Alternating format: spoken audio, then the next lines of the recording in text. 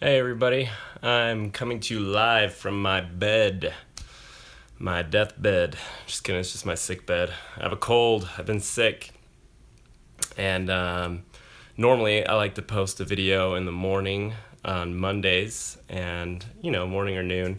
And this last week has been crazy with work, and now I'm sick. So I figured the best and quickest way to get a video out for YouTube is to go live.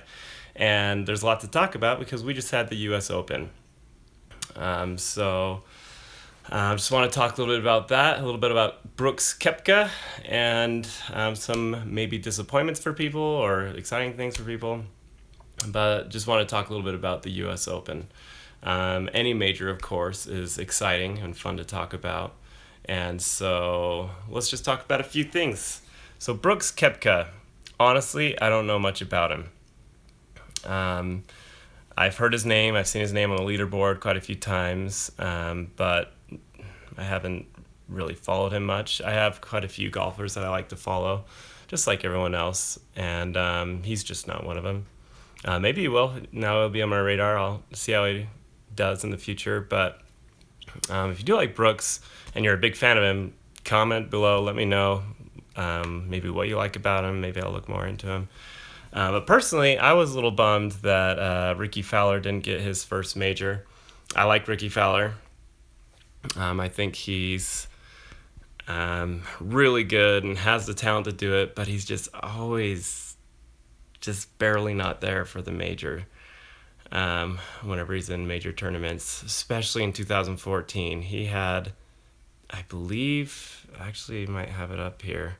He had 4 top 5 finishes in 2014. 4. 2 of them were top 2, one was top 3, and top 5 for the Masters. He's been very close, but he just doesn't seem to make the cut when it comes to Masters. So I'm rooting for Ricky. And on the 14th hole on Sunday, I believe he was in third place, in third position, and then he kind of just, things didn't work out. So he didn't end up, winning, of course. Brooks Koepka ended up winning.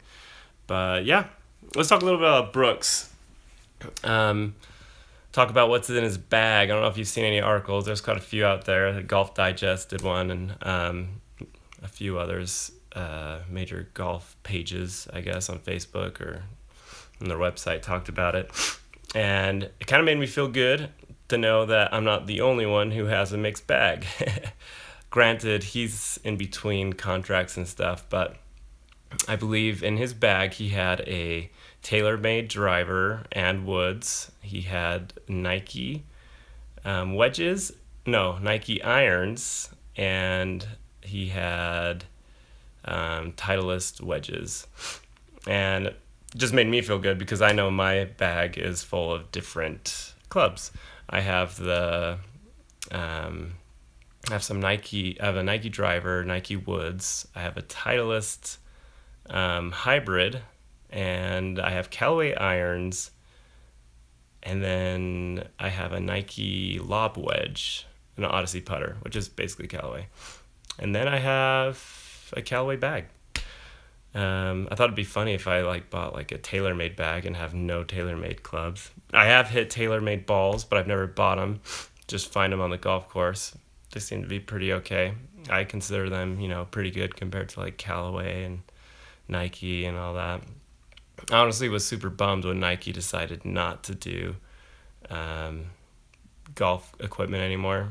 That was a big bummer to me because I was just getting into Nike golf stuff, golf equipment, and I really like it, honestly. I think it's great, and I love my driver and my woods and my Nike lob wedge, and I was actually planning on going all Nike for my next set of clubs, getting rid of all my Callaways, but I don't know what I'm going to do when I buy my next set of clubs. I am definitely going to look more into Callaway because I do love Callaway. I like my irons, but I'm not sure about the driver and their woods and everything, so I'm going to have to test those out. I'm interested in TaylorMade as well, but every time I've tried a TaylorMade